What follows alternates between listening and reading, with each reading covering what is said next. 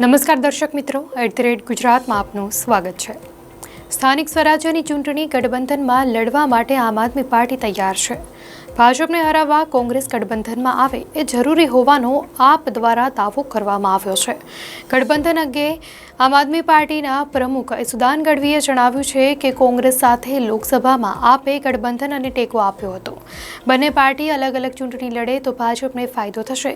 સ્થાનિક લેવલે પ્રપોઝલ આવશે તો પણ અમે સ્વીકાર કરીશું। ભાજપના શાસનથી મુક્તિ અપાવવા માટે આપ ગઠબંધન કરવા તૈયાર હોવાનું સુદાન ગઢવીએ જણાવ્યું। તો ગુજરાતમાં સ્થાનિક સ્વરાજ્યની ચૂંટણીનું બ્યુગલ ફૂંકાઈ ચૂક્યું છે। ભાજપને હરાવવા કોંગ્રેસ ગઠબંધનમાં આવે એ જરૂરી હોવાનો આપના નેતા દ્વારા દાવો કરવામાં આવ્યો છે। સુદાન ગઢવીએ વધુમાં કહ્યું કે ભાજપના શાસનથી મુક્તિ અપાવવા માટે આપ ગઠબંધન કરવા તૈયાર છે।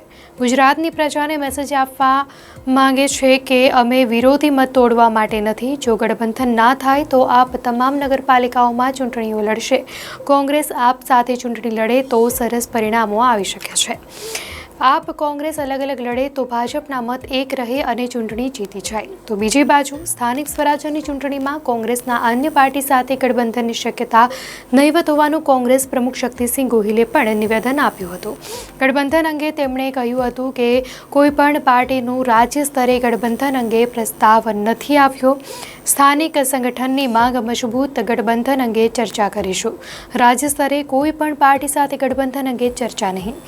ચૂંટણી અંગે પોલિટિકલ અફેર્સ કમિટીની બેઠકમાં ચર્ચા કરીશું।